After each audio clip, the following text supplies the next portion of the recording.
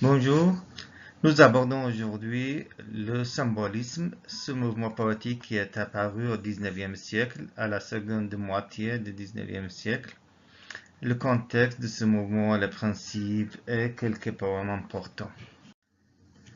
Donc, avec le principe du symbolisme, un symbole est un être ou un objet qui représente une idée à laquelle il est lié par une analogie. Cette idée, bien sûr, a été bien employée par les symbolistes pour exprimer leurs idées.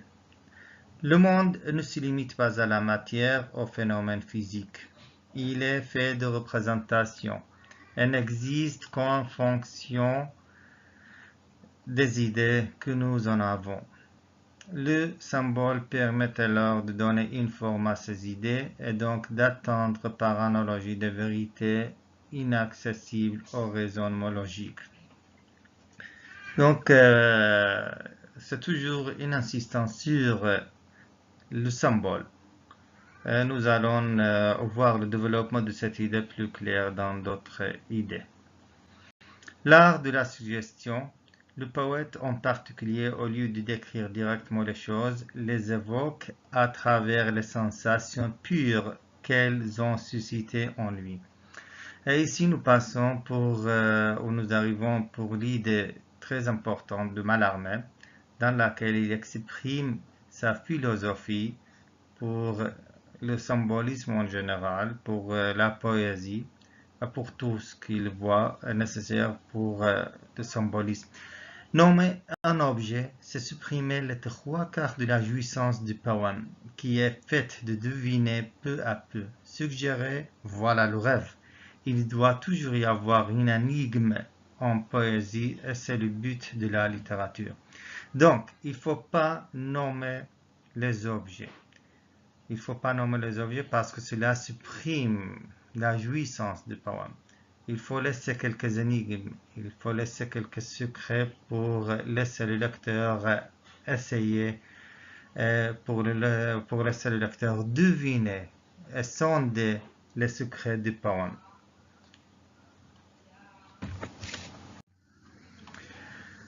Nous arrivons maintenant avec un poète, un théoricien du symbolisme et un poète très important, Verlaine. Verlaine, le poète français qui est né à Metz le 30 mars 1844 et meurt à Paris le 8 janvier 1896. Il était passionné de dessin et de littérature. Il écrit des vers et des nouvelles à la manière d'Edgar Poe. En 1858, à 14 ans, il envoie à Victor Hugo un poème de sa composition intitulé La mort. Donc, il a commencé sa carrière poétique très tôt, avec l'âge de 14 ans. À 21 ans, Verlaine est chargé de la critique littéraire dans la revue L'Art. Il écrit des articles élogieux sur Charles Baudelaire et Victor Hugo. Il rencontre les Parnassiens François Coppée, Théodore de Banville, José Maria de Heredia et le comte de Lille. Certes, Verlaine était un des poètes qui ont évoqué tant de bouleversements à cause de leur vie, de son œuvre en général et même sa relation avec les autres poètes et artistes de son époque, surtout avec Rimbaud. Et nous sommes maintenant avec le poème le plus célèbre de Verlaine, L'Art poétique. Ce poème composé en 1874, dans lequel Verlaine choisit comme modèle à la poésie la musique. Pourquoi la musique? Parce que d'après lui, la musique permet d'exprimer la nuance. Et aussi, la musique permet de conserver l'imprécision. Verlaine refuse toute précision de détail, de l'esthétique parnassienne. Au contraire des Parnassiens qui aimaient la contrainte, Verlaine, il fait de la rime un ornement clinquant et de peu de valeur. Donc la rime n'a pas cette valeur comme chez les Parnassiens. La rime, c'est un ornement simple, avec peu de valeur. La poésie aura un caractère fugace, éphémère. Elle n'est pas pour lui, elle n'est pas compatible avec l'éloquence ni avec l'ironie. Elle a pour fonction de bercer l'âme. Donc, avec les trois premières strophes, tout d'abord, il faut dire que ce poème se compose bien sûr de 9 strophes, 9 quatrains. Chaque strophe se compose de 4 vers. Avec les trois premières strophes de la musique avant toute chose, pour cela préfère l'impair, plus vague et plus solide dans l'air, sans rien, lui qui pèse et qui pose. Il faut aussi que tu n'ailles point choisir tes mots sans quelque méprise, rien de plus cher que la chanson grise où l'indécis précis se joint. C'est de beaux yeux derrière des voiles, c'est le grand jour tremblant du midi, c'est par un ciel d'automne attiédi, le bleu fuyé d'éclairs étoiles. Donc, avec ce poème qui était, bien, comme nous avons déjà dit, c'est un poème de 9 strophes, de 4 strophes, qui était écrit en Belgique, à la prison. Il faut dire tout simplement que Paul Verlaine était parnassien avant de devenir symboliste. Il renie l'idéal parnassien. Il change. Avec la première strophe, nous voyons que la première exigence, c'est d'avoir un vers musical, de la musique avant toute chose. Il faut de la musique. Et aussi, Verlaine lui-même, il était un auditeur de musique. Donc, le vers, pour être imprécis, pour répondre aux exigences de Verlaine, il faut de l'impair. Pour cela, préfère l'impair. Pourquoi plus, il explique ça, pourquoi impair, parce que c'est plus vague et plus horrible dans l'air, ça vient lui qui pèse et qui pose. Il faut aussi que tu n'ailles point choisir tes mots dans, bon, toujours, la même idée, une continuité dans le poème. Il conseille de ne pas choisir les mots sans quelque méprise. Bon. Dans la deuxième strophe, Verlaine conseille le poète de ne pas choisir ce mot sans quelque méprise. Le poète préfère le mot impropre, imprécis. Un mot précis coupe l'imagination.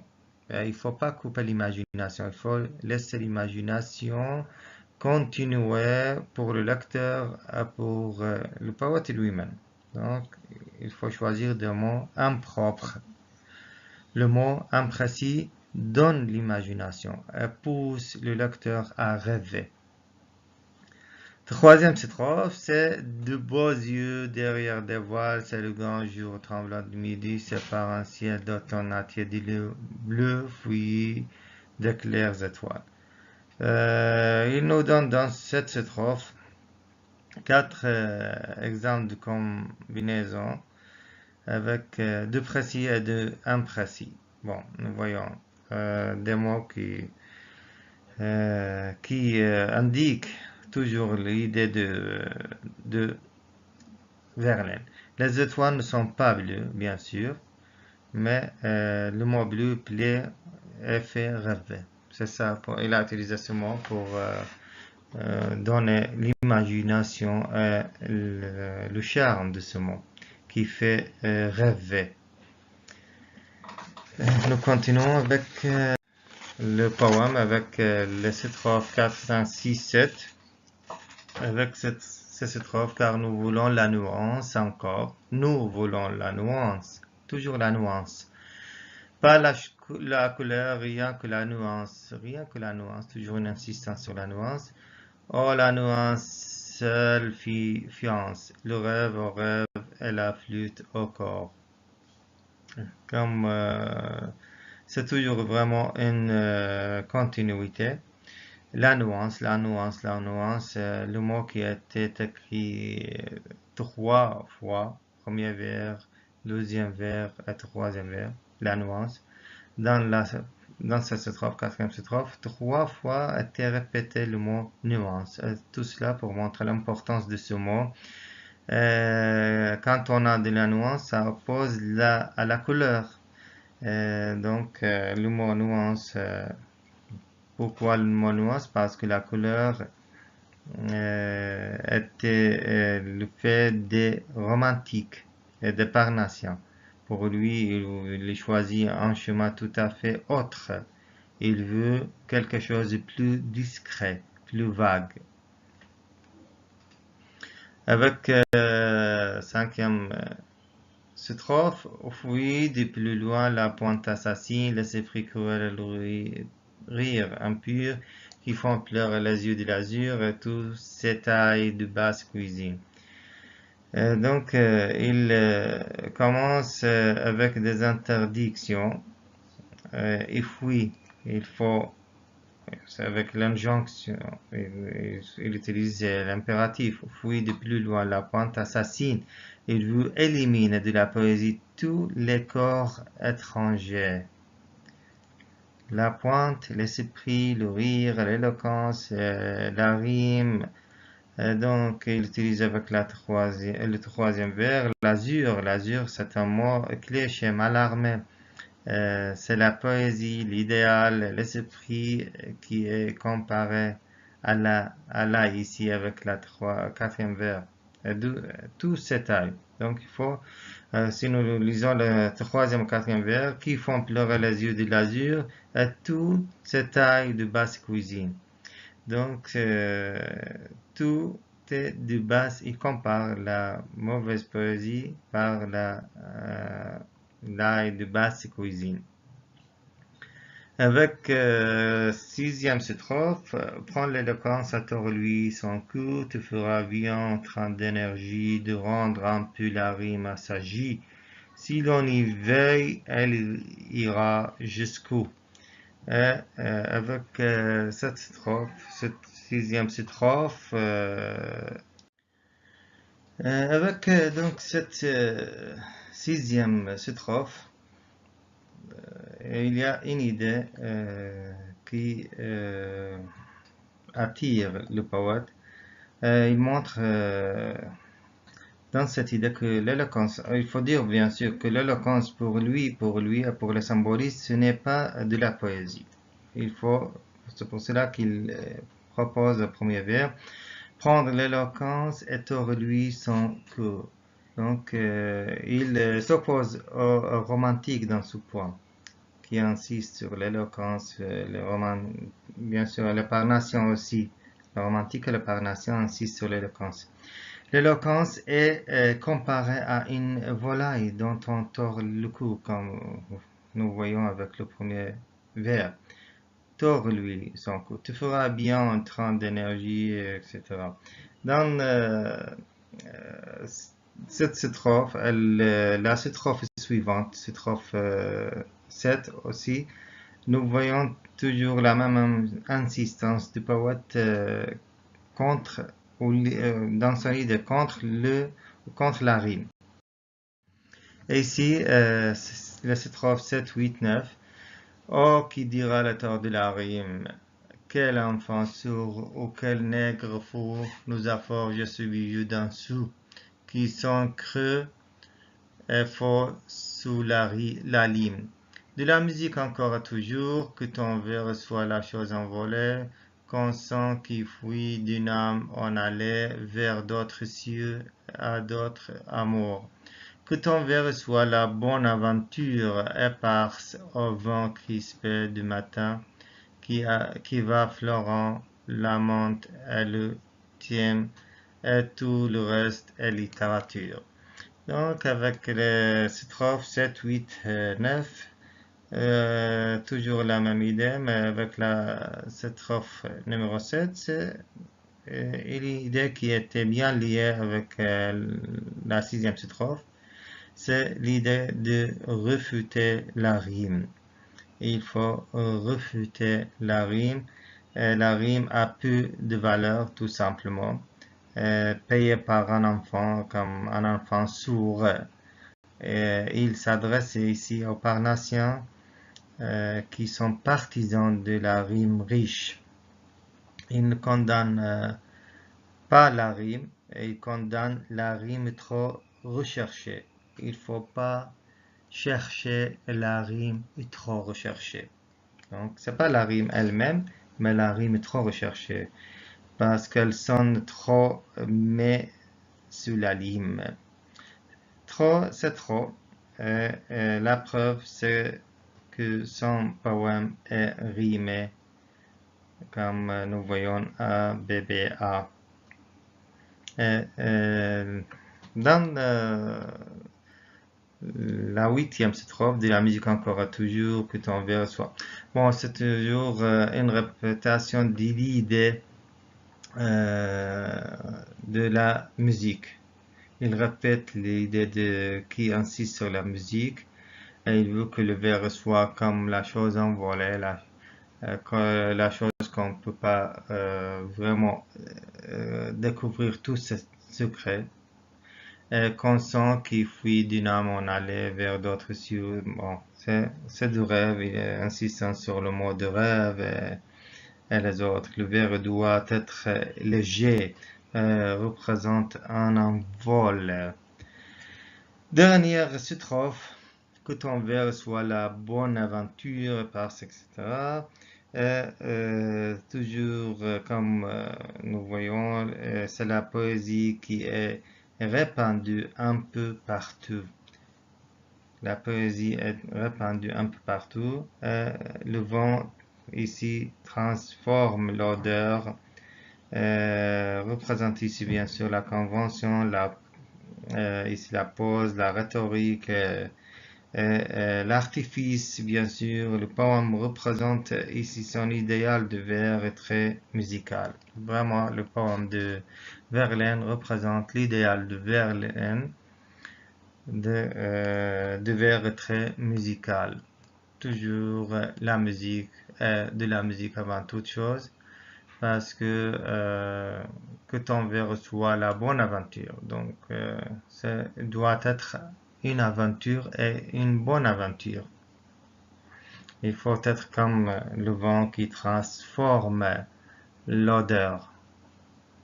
La poésie se transforme ou transforme l'odeur qui va fleurant la menthe. Et vous voyez, il y a la bonne odeur, la menthe, le thème, tout le reste est littérature. Tout le reste n'est rien par rapport à ces valeurs qui sont très importantes chez Verlaine. Nous passons maintenant pour le poète, le très important du 19e siècle, le poète Charles Baudelaire, 821-867. Le poète qui a bien marqué son siècle et l'époque, les époques après, les autres générations. Ici, Charles Baudelaire, bien sûr, Charles Baudelaire, c'est un poète qui a représenté plusieurs écoles, plusieurs mouvements poétiques, sans vraiment être un parnassien, sans vraiment être un symboliste ou un romantique, ou etc. Mais il était quelqu'un qui a pu regrouper toutes ces idées de autres mouvements littéraires. Il est connu pour sa vie de bohème. C'était un bohémien. Auteur torturé, il publie de son vivant une seule œuvre, Les Fleurs du Mal, son recueil c'est le recueil le plus célèbre dans le monde. Ce recueil de poèmes fut condamné et censuré à sa sortie car trop choquant pour la morale bourgeoise, avant de passer à la postérité. Baudelaire y met en lumière la dualité entre la violence et la volupté, le bien et le mal, la laideur et la beauté, l'enfer et le ciel.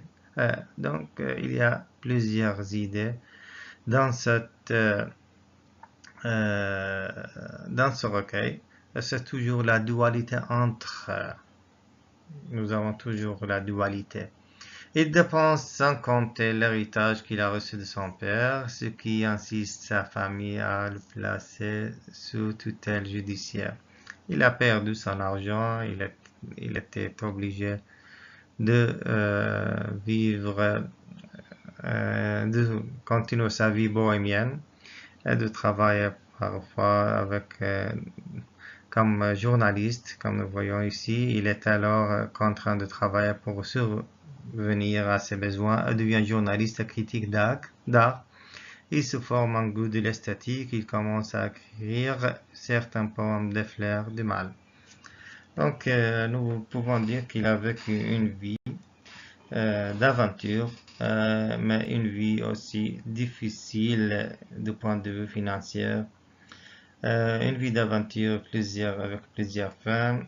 La plus célèbre, c'était Jeanne de Val, bien sûr, avec qui il a passé beaucoup de temps, à qui il a écrit beaucoup de poèmes. Des poèmes en prose et d'autres poèmes aussi. L'Albatros, ce poème important de Baudelaire. Dans ce poème, en fait, qu'il a écrit dans un voyage qu'il a fait en Inde. Dans ce poème, Baudelaire explique sa conception du poète ainsi que sa place dans la société. Donc, il y a deux idées importantes dans ce poème. Tout d'abord, c'est la conception de Baudelaire pour le poète. Aussi, la place de Baudelaire dans la société. Il se compare à un albatros.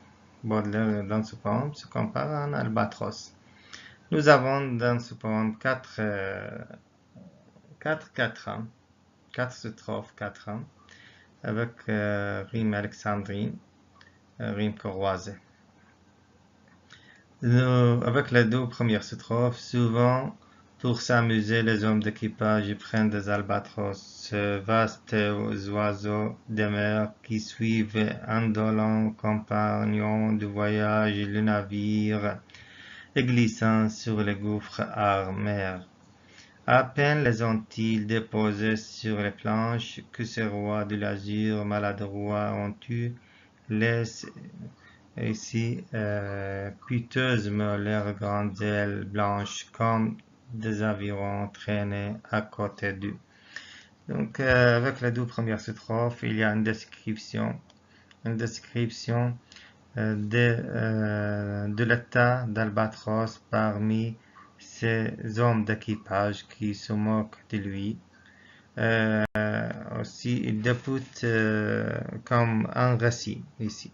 Nous avons avec le mot souvent. C'est quand on commence un récit, on utilise ce mot.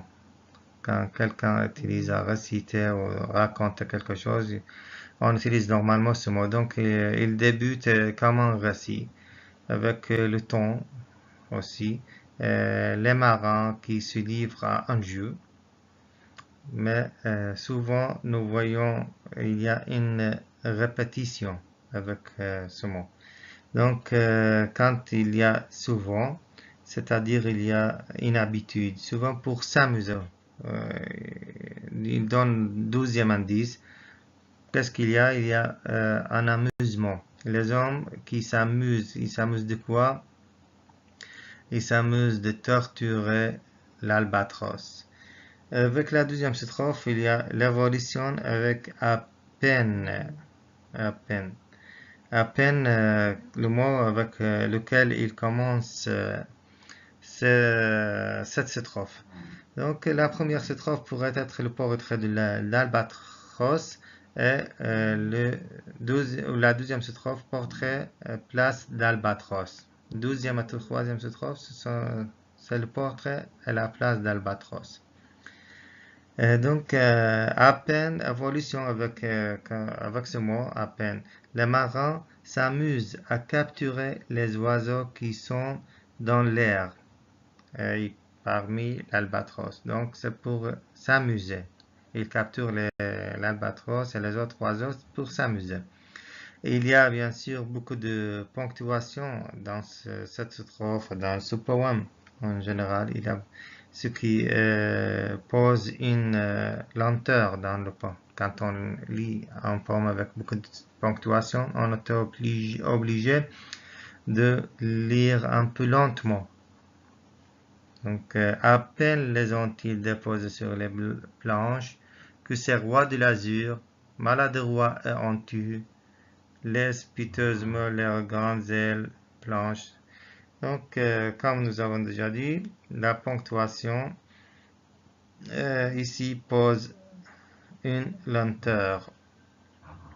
Avec ce poème, donc, comme nous avons déjà dit, il y a une division, une description. La première strophe pourrait être une description pour le portrait de l'albatros, tandis que la deuxième strophe pourrait être une description pour la place de l'albatros. Ici, les deux dernières strophes, troisième et quatrième. Ce voyageur, ici, elle est toujours aussi une description avec, pour l'albatros, parce que le voyageur, c'est l'albatros. Comme il est gauche et veule, et lui n'a guère si beau qu'il est comique qu'elle est. L'un agace son bec avec un brûle-gueule, l'autre mime en boitant l'infirme qui volait. Le poète est semblable au prince des huées, qui hante la tempête souris de la chair, exilé sur le sol au milieu des huées, ses ailes de géant l'empêchent de marcher. Donc, avec la troisième strophe, qui continue à décrire la place de l'albatros, qui est également la place du poète lui-même. Dans cette strophe, nous voyons l'antithèse, parce que ici, malgré tout, l'albatros, c'est le roi de l'azur. Donc, il est gauche et il est veule à cause des tortures des marins qui se sont moqués de lui, qui l'ont torturé, surtout avec le troisième vers, nous voyons l'un agace son bec avec un brûle-gueule. Donc, il y a des tortures contre cet oiseau.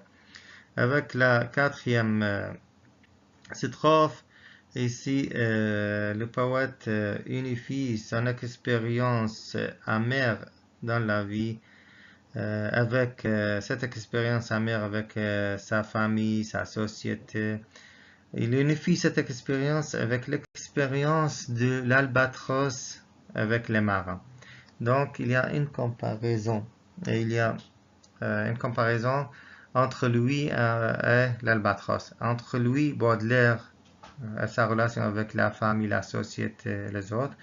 Entre l'albatros, sa relation avec les marins qui le torture et qui se moque de lui. L'albatros, donc, méprisé des hommes, mais valorisé par le poète. Ici. Donc, il y a une valorisation pour le poète. Et le poète, il est, comme nous avons déjà dit, comme l'albatros, il est libre, mais il est méprisé des hommes. Et il a une hauteur de vision. Donc, hauteur de vision. Il est dirigé vers un idéal. Cette hauteur de vision dirigé vers un idéal, il est mal à l'aise avec la société ordinaire. Donc, il ne peut pas être à l'aise avec la société. Les relations du poète avec le monde sont difficiles, etc.